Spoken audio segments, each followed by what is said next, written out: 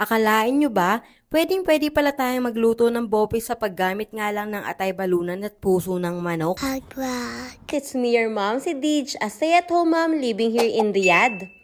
So ayun, alas 4 na naman ng hapon, kaya naman for the busy na naman tayo dahil magluluto nga tayo ng chicken bopis. Sama nga kayo ng pagkakarinig na chicken bopis nga ang ating lulutuin for today's video. At para nga naman sa mga sangkap, ikakailanganin nga natin itong atay balunan, puso nga ng manok. At sa mga gulay naman, ikakailanganin natin itong carrots, bell pepper, at itong labanos at bawang at sibuyas. Bale, pinakuluan ko pala muna itong atay balunan, puso ng manok, bago ko siya hiwain ng ganito kaliliit. At wala na rin pala ako nilagay na pampalasa habang pinapakaluan to dahil malasa na rin naman ito. Siguro naman nga, alam nyo na nga ang itsura ng bopis, kaya naman hindi ko na nga i-explain bakit ganito kaliliit nga ang paghiwa ang ginagawa ko. Habang naghihiwa nga ako nito ay naisipan ko nga pala na dapat pala inagahan ko dahil napakadami palang hiwain nito. In short ay matrabaho pala siya. So ayun, after ko nga hiwainin ng maliliit itong atay balunan puso, ay sinunod ko naman itong mga gulay. Gaya nga ng atay balunan ay syempre maliliit din ang hiwa nitong mga gulay. So naghiwa pala ako dyan ng labanos,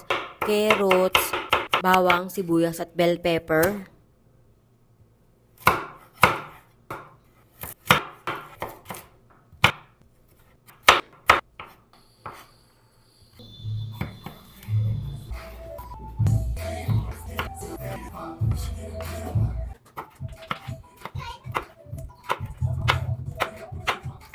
Hindi naman tayo nagmamadali sa pagluluto sa mga oras na yan kahit alas 4 na nga ng hapon.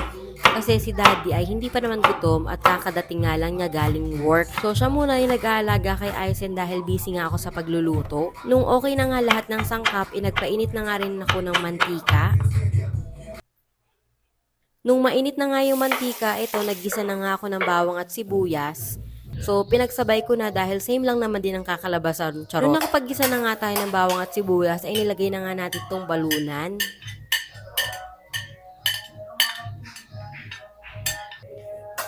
So, halu-haluin nga lang natin para naman kumapit nga yung lasa ng bawang at sibuyas at isunod na nga natin itong puso ng manok.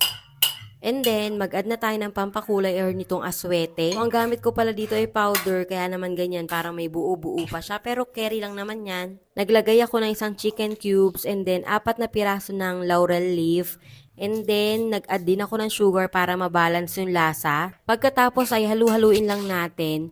And then, isunod na natin yung pinaka-last is yung atay ng manok. Bale, last pala natin nilagay itong atay ng manok dahil malambot siya at mabilis nga siyang madurag lalo kapag hinalo-halo. And then, nag-add ako ng paminta para additional na lasa. So, after a few minutes, ay pwede na nga natin ilagay itong carrots, labanos at bell pepper. Mas okay nga na panghuli natin inilagay itong mga gulay para naman mas crunchy pa siya kapag kinain nga natin. So, after ilang minutes ng paghahalo, ay wag na wag natin kakalimutan itong liquid seasoning para meron tayong additional flavor. At syempre, wag natin kakalimutan na magbibigay sipa sa ating chicken bopis, ang siling green or siling haba. So after natin malagay yan, ipakaluin nga muna natin saglit at pwede na nga natin kainin yan. So ito, after nga naman magluto, ano pa nga ba ang gagawin kundi maglinis nga ng ating pinaggamitan sa pagluluto. Dahil wala naman tayong ibang helper dito, ay kaya naman kung sino nga nagluto ay siya rin maglilinis, charot. Since nakapaglinis na nga tayo ng dining table, ay ito na nga ang oras ng ating pagtikim sa ating nilutong chicken bopis. Dahil nasarapan nga si Mister, ay ito, nagre-request nga na sa VIP ko naman nga daw gawin itong lutong ito.